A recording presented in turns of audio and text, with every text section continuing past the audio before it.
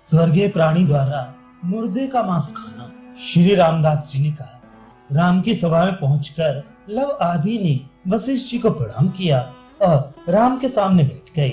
Love को देखने से उस रोज पूरी बारी में बड़ा उत्साह था। जब राम ने देखा कि हनुमान जी के पुरुषार्थ से लव जीवित होकर सामने बैठे हैं, तो प्रेम पूर्वक मारुति को छाती से लगा लिया और बड़े प्रसन्न हुए।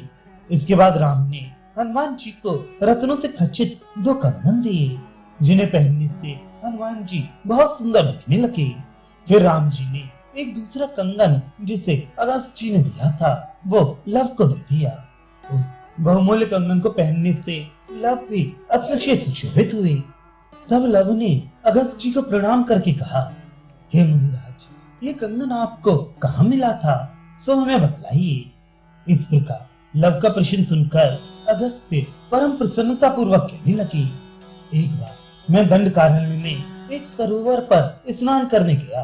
वहाँ स्नान नित्य कर्म आदि कर लेने पर थोड़ी देर के लिए बैठ गया।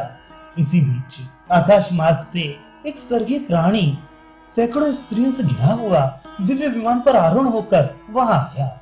वो दिव्य माल्य आदि धारण किए हुए दिव्य गंध से चर्चित था। उस स्वर्ग के आते ही सरोवर से एक भयानक दूषित तथा दुर्गंधपूर्ण शव निकलकर तट पर आ लगा।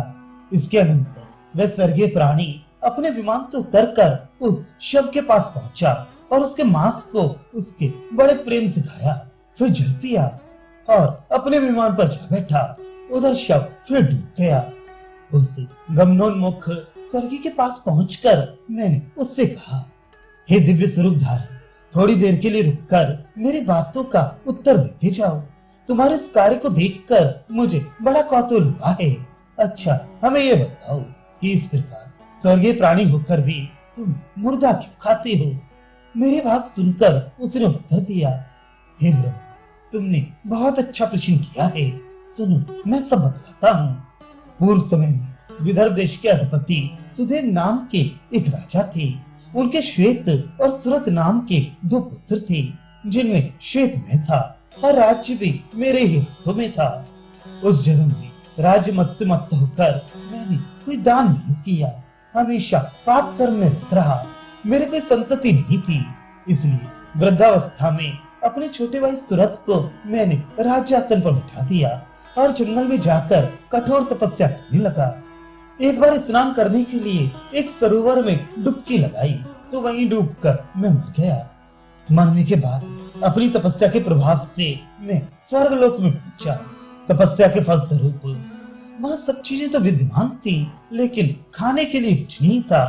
तब मैंने इंद्र से कहा, हे देवी, यहाँ मेरे भोगने के लिए तो और सब कुछ है, किंतु खाने के लिए तो कुछ भी नहीं दिखता। बताइए, इस तरह मैं क्यों कर सुखी रह सकूंगा? मेरी बात को सुनकर मुस्कुराते हुए इंद्र कहने लगे, तुमने राज्य मदवश पृथ्वी पर कोई दान नहीं किया था।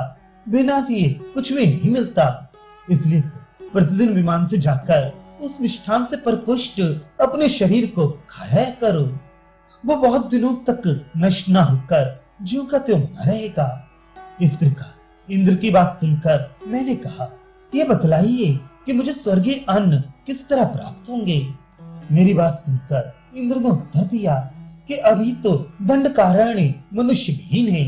जब विंध्य पर्वत की बुद्धि रोकने के लिए अगस्त्य जी देवताओं की प्रार्थना करने पर काशी छोड़कर दंडकारण्य को जाएं, तब तुम उसी सरोवर में स्नान करके अपना कंगन उस ऋषि को दे देना। उस कंगन के दान से तुम्हें स्वर्गीय अन्न मिलने लगेगा। अतः इंद्र के आज्ञा अनुसार मैं बहुत दिनों से आकर ये शव खाया करता हूँ। इतने दिन बीत गए, किंतु यहाँ मुझे कोई दिखाई नहीं पड़ा। आज आप ही दिख रहे हैं। इससे ज्ञात होता है कि तुम अगस्त्य ऋषि ही हो।